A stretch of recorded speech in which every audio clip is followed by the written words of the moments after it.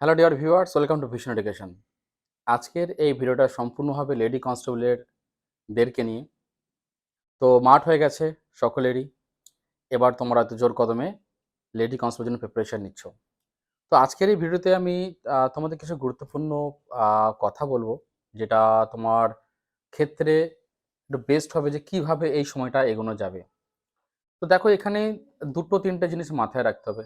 এক হচ্ছে যারা কেপি স্টুডেন্টস, অর্থাৎ যারা কেপি আর মেন পরীক্ষা দিয়েছে, যে সমস্ত মেয়েরা তাদের প্রিপারেশনের মধ্যে আছে এবং তাদের প্রিপারেশন ভালোই আছে, সেটা আমি আমাদের স্টুডেন্টস তো বটেই, বাকি সব স্টুডেন্টসের কথাই বলছি। তো সেই ক্ষেত্রে তাদের ক্ষেত্রে যেটা এই সময় প্র্যাকটিসটা খুব খুব ইম্পর্টেন্ট, যেখানে নিয়মিত প্র্যাকটিস করতে হবে। এইবারে তোমরা কেপি এক্সাম দিয়ে নিশ্চয়ই বুঝতে পারছো যে হলে বসে এক্সাম দেওয়ার এবং সবাই কতটা একটু ডিফিকাল্ট। তো প্র্যাকটিস করাটা কতটা জরুরি। তুমি যদি এরকমভাবে প্র্যাকটিস করো, তাহলে তোমার হলে গিয়ে যে প্রেশার, সেটা তোমার ক্ষেত্রে কি হবে, অনেকটা কম লাগবে। তো প্র্যাকটিসটা তোমাদের জন্য খুব ইম্পর্টেন্ট। তোমরা কি প্র্যাকটিস করবে? এক তো মডেলসের প্র্যাকটিস করবে। দ্বিতীয়ত তোমরা এই মুহূর্তে রিজনিং, ম্যাথ এবং জিকের উপরে খুব জোর দাও। ইংলিশটা আমি বলব যে যেহেতু ১০ নম্বর আছে এবং ইংরেজির প্রেডিক্ট করাটা খুব মুশকিল যে এবারে কোন টপিক থেকে আসবে। তো সেই জন্য লিমিটেড কিছু জিনিস তোমরা দেখে যেতে পারো সেটা। আর আমার সাজেশন, তোমরা এই মুহূর্তে spelling test, idioms and phrases, ভোকাবসের মধ্যে তোমার ফিক্সড প্রেপোজিশন আর গ্রুপ ভার্ব, প্রোভার্ব, এগুলো তোমরা দেখে যেতে পারো। গ্রামার সেকশনে তোমরা অবশ্যই কিছু ধরো ফিল ইন দ্য ব্ল্যাঙ্কস, এটা কমন থাকেই পরীক্ষাতে, এবং এর কারেকশন পড়লে পড়তে পারো। তো তোমার আমার মতে তোমরা noun tense, subject verb agreement, voice change, narration change, এগুলো দেখার পর তোমরা প্র্যাকটিস শুরু করে দিও। ম্যাথের ক্ষেত্রে তোমাদের সব রকমই করতে হবে যারা কেপি স্টুডেন্টস। এবার আসছে যে যারা কেপি স্টুডেন্টস ছিল না, শুধুমাত্র লেডি কনস্টেবলের যারা পরীক্ষা দিচ্ছে, সেই ক্ষেত্রেও আমরা দুটো ক্যাটাগরি পেয়ে যাব। একটা হচ্ছে মোটামুটি ভালো প্রিপারেশন নেওয়া ক্যাটাগরি, আর একটা হচ্ছে মোটামুটি প্রিপারেশন নেওয়া ক্যাটাগরি। এবং সেখানেও আমরা একটা কাস্ট ক্যাটাগরির স্টুডেন্টসরা পাবো, যাদের মধ্যে আবার ভালো প্রিপারেশন আছে, আবার খুব কম প্রিপারেশন রয়েছে। তো এইখানটা একটু ভালো করে তোমরা শোনো এবং এগুলোকে অ্যাপ্লাই করার চেষ্টা করো, তাহলে তোমার ক্ষেত্রে এক্সামটা অনেকটা বেটার তুমি দিতে পারবে। তো আমরা একটার পর একটা পয়েন্ট নিয়ে আলোচনা করি। তো তার আগে বলে দিই যে আমরা ভিশন এডুকেশন থেকে ঠিক করেছি যে এই মুহূর্তে যে সমস্ত মেয়েরা, কারণ আমরা এইটা একটা খুব বড় রিক্রুটমেন্ট, এরকম বড় সুযোগ মেয়েদের পাওয়া খুব মুশকিল। তাই আমি চাই যে প্রত্যেকটা মেয়ে এটার সঠিকভাবে সুযোগ পাক। তো ভিশন এডুকেশনে যদি কেউ অ্যাডমিশন নিতে চায়, এই মুহূর্তে অ্যাডমিশন ফিজ সম্পূর্ণ ফ্রি, কোনো টাকা পয়সা লাগছে না। আমাদের আবাসিকে যারা কানলাই থেকে পড়াশোনা করবে, কারণ এটাকে আমরা প্রেফার করছি, কারণ লাস্ট ১ মাসে আমরা প্রচুর তাদেরকে প্র্যাকটিস করাতে পারবো এবং তাদেরকে একটা জায়গায় নিয়ে আসতে পারবো। তো এই জন্য আমাদের আবাসিকে হোক বা যাদের পসিবল হবে না, তারা কানলা ক্লাসরুম বা পান্ডুয়া ক্লাসরুমে তারা ক্লাস করতে পারে। সেখানে অ্যাডমিশন সম্পূর্ণই ফ্রি। কারোর যদি মনে হয় যে আমি তো স্যার অন্য কোনো কোচিংয়ে ভর্তি হয়ে গেছি বা টাকা দিতে পারবো না, তো সেই ক্ষেত্রে একটা সুযোগ পাচ্ছ, লাস্ট ১টা মাস তোমরা ভিশন এডুকেশনে কিন্তু প্রিপারেশন নাও। তোমার অ্যাডমিশন ফিস সম্পূর্ণ ফ্রি। কারোর যদি মনে হয় যে আমার মান্থলি ফিসটা যেটা দিতে, সেটাতেও সমস্যা হবে, তোমরা অফিসে এসে কন্ট্যাক্ট করো বা প্রয়োজনে এসে আমার সঙ্গে কথা বলো। যদি তোমার সত্যিই অর্থনৈতিক অবস্থা খারাপ হয়, তোমার মান্থলি ফিসটাও নেওয়া হবে না। ঠিক আছে?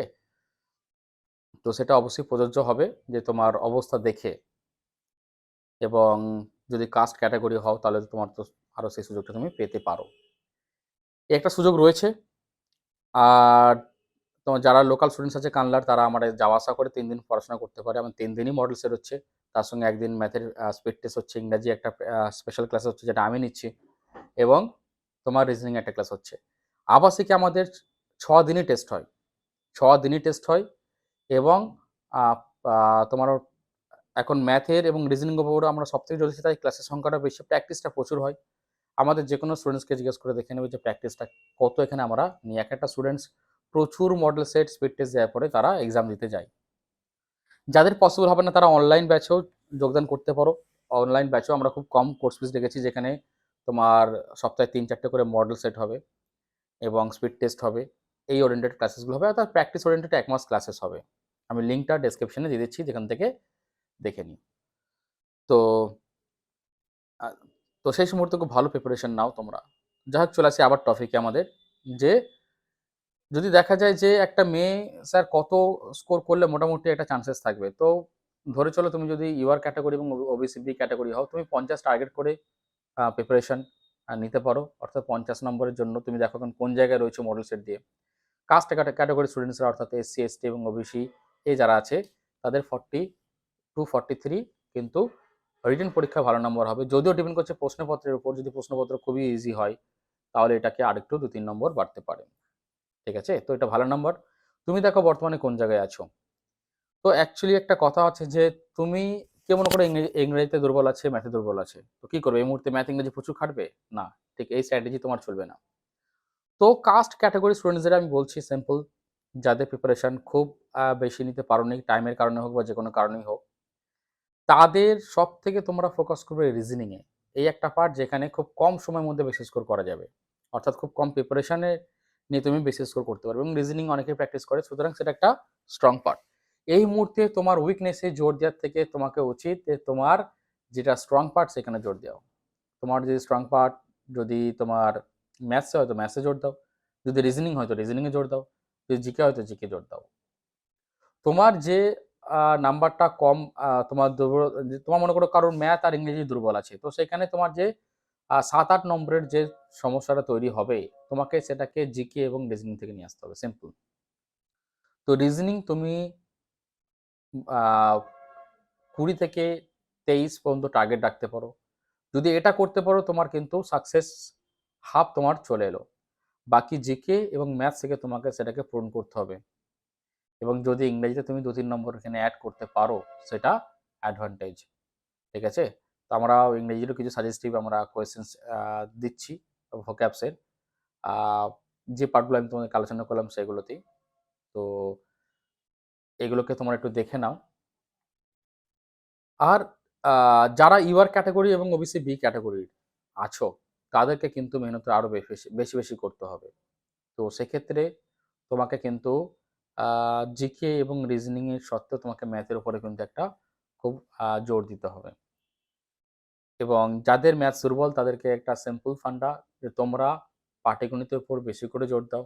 সেই ক্ষেত্রে যে চ্যাপ্টারসগুলো থেকে প্রশ্ন আসেই আসে এবং তুলনামূলক খুব কম সময়ে বেশি প্র্যাকটিস করলে স্কোর করাই যায়, সেগুলো করতে পারো। যেমন যদি আমি তোমাদের এক্সাম্পল দিয়ে বলি, অ্যাভারেজ আছে, অর্থাৎ গড়ের গড়ের অঙ্ক, লসগু গসগু আছে, পার্সেন্টেজ আছে, নাম্বার সিস্টেমের কিছু অংশ যেগুলো আসে এবং করা যায়, time and distance, time and work. ঠিক আছে, তো অংশীদারি কারবার, এগুলো তুলনামূলক কিন্তু তোমার ইজিলি করা যাবে। এবং যদি পারো তো এখানে তোমার হচ্ছে সিম্পল ইন্টারেস্ট এটাকে অ্যাড করে দিই, এগুলো কি বারে বারে প্র্যাকটিস করো। ঠিক আছে, তোমার ম্যাথ খুব একটা ভালো হয় না, সুতরাং তুমি জ্যামিতি, পরিমিতি, ত্রিকোণমিতি এগুলোকে তুমি কিন্তু বাদ দিতে পারো এই মুহূর্তে। কারণ তোমাকে যখন তুমি এগুলোর উপর ফোকাস করে তখন বাকিগুলোকে তোমার কিন্তু ফোকাস কমে যাবে। তো তার জন্যই বলছি তুমি যদি কাস্ট ক্যাটাগরি হয় তুমি এগুলোকে বাদ দিয়ে যেতে পারো। ইংরাজি ক্ষেত্রে বললাম লিমিটেড, এগুলোকেই পড়ো। আর প্রত্যেকদিন 1 ঘন্টা রাখো ভোক্যাবসের জন্য, শুধুমাত্র ভোক্যাবস পড়ে যাবে, এটাকে মাথায় রেখে দেবে। আজ থেকে এক্সাম হওয়া পর্যন্ত প্রত্যেকদিন 1 ঘন্টা রাখবো ইংরাজি ভোক্যাবসের জন্য, শুধুমাত্র দেখে চলে যাব, পরীক্ষা অপশন দেখে যেগুলোকে সলভ করতে হবে। তো এইভাবে তুমি যদি ধীরে ধীরে এগোতে পারো, তো তোমাকে আমি কি বললাম যে 20+ মার্কস তোমাকে রিজনিংয়ে নিতে হবে। ঠিক আছে, তোমাকে জিকের জন্য তোমাকে জিকেটা প্রচুর রিভিশন করে, এই মুহূর্তে প্রচুর বড় সিলেবাস, তো রিভিশনটা জিকেতে সব থেকে বেশি করতে হবে। তো তুমি 2-3 ঘন্টা জিকের জন্য রাখো। ঠিক আছে, তার সঙ্গে সঙ্গে কারেন্ট অ্যাফেয়ার্স সপ্তাহে একদিন করো, সানডেটা কারেন্ট অ্যাফেয়ার্স করতে পারো। তো তোমাকে মোটামুটি জিকেতে 15 থেকে 17 স্কোর করতেই হবে যারা কাস্ট ক্যাটাগরি স্টুডেন্টস, বাকি তো আরও বেশি করতে হবে। এবং তোমাকে ম্যাথে তুমি যদি 10 থেকে 12 স্কোর করো, আমি এবং এটাকে যদি যোগ করি তাহলে 30, 40, 45 হয়ে যাচ্ছে মিনিমাম স্কোর। ম্যাক্সিমাম স্কোর হচ্ছে তোমার 49 ইংরাজি ছাড়াই। এবং এখানে যদি তুমি ইংরেজিতে আরও 2-3 নম্বর অ্যাড করে দিতে পারো তাহলে 45 হয়ে গেল 47, আর ওদিকে হয়ে গেল তোমার 51। ঠিক আছে, সুতরাং দেখো কম্পিটিটিভ এক্সামে একটা কথা বলা হয় যে তুমি এখানে তোমাকে ছাড়ারও একটা ব্যাপার থাকতে হবে। অনেকের সময়ের একটা সমস্যা হয়। সেক্ষেত্রে আমি লেন্দি যে ম্যাথগুলো সেগুলোকে জায়গায় আমি অন্য ম্যাথ বা অন্য যে কোয়েশ্চেনসগুলো যদি করতে পারি তাহলে কম সময় নেবে। এরকম যেন না হয় যে আমি করে আসতে পারলাম না। কেপিদের স্টুডেন্টসরা ম্যাক্সিমাম যেটা ভুল করেছিল, তোমরা যদি এটা এখন থেকে তৈরি করো সেই ভুলটা আর হবে না। অর্থাৎ হল ম্যানেজমেন্ট বিশাল কিছু এক্সপেকটেশন নিয়ে গিয়ে পরীক্ষা দেওয়া এবং একটা ম্যাথ না পারলে সেটাকে আবার কষা, কেন হচ্ছে না, ইজি ম্যাথগুলো করি, টেনশন হচ্ছে না, তো ঠিক আছে পরের ম্যাথে চলে যাই। তো এই চক্করে কিন্তু অনেক ছেলেমেয়ে কিন্তু কেপিতে খুব বাজে রেজাল্ট করেছে, যাদের আমারই অনেক স্টুডেন্টস আছে যারা হয়তো ৫-৬ নম্বর আরও স্কোর করতে পারতো। এরকম হয়তো আরও আশা করি অনেকেই আছে যারা হয়তো আরও ৭-৮ নম্বর ৯ নম্বর অ্যাড করতে পারতো বা ৫-৬ নম্বর তো অ্যাড করতেই পারতো। শুধুমাত্র একটু বোকামির জন্য আর টেনশনের জন্য কিন্তু এটা হয়নি। তো তোমরা এই ভুলটা করো না। প্রচুর পরিমাণে প্র্যাকটিস করো। আর যদি সম্ভব হয় তো অবশ্যই তোমরা শেষ মাসটা ভিশন এডুকেশনে এসো। এখানে স্পেশাল গাইডেন্স তোমাদের থাকবে। তো সেখান থেকে তোমার প্রিপারেশন নিয়ে কিন্তু একটা ভালো রেজাল্ট করতে পারো। টাকাটা তোমার সমস্যা হবে না, কারণ ফিনান্সিয়াল যাদের সমস্যা আছে তাদের জন্য তো বললামই, এবং সবারই জন্যই অ্যাডমিশন ফিজ সম্পূর্ণ ফ্রি। যাদের খুব মান্থলিতেও সমস্যা হবে তারা যদি কন্ট্যাক্ট করো আমার সঙ্গে, স্যার এই সমস্যা, তাহলে সেটাকেও কিন্তু আমি মুকুব করতে পারবো। ঠিক আছে? একটা মাসের জন্য অ্যাটলিস্ট। এটা তো তোমাদের জন্য করা যেতেই পারে। তো ঠিক আছে, আজকে এটুকুই। খুব ভালো করে প্রিপারেশন নাও, খুব সিরিয়াস হও, টাইম ওয়েস্ট করো না। টাইম যদি ইউটিলাইজ করতে পারো তো তোমার কিন্তু প্রিপারেশন অনেক অনেক ভালো হবে। তুমি জীবনে বাকি জিনিস করার জন্য আরও সময় পাবে, কিন্তু প্রিপারেশন নেওয়ার জন্য কিন্তু আর সময় সে অর্থে পাবে না। তো এর লাস্ট এই যে ১ মাস আছে সেই ১ মাসটা যেন তোমার জীবনের সেরা ১ মাস কাটালে এটা হয়। আর এটাই আশা করছি অ্যাজ এ মেন্টর হিসাবে তোমাদের কাছ থেকে। তাই তো? তো কমেন্টে জানাও যে তোমরা আ কি করতে চলেছো বা কেমনভাবে প্রিপারেশন নিচ্ছ, কত ঘন্টা স্টাডি করছো। Thank you so much. পরের ভিডিওতে আবার দেখা হবে।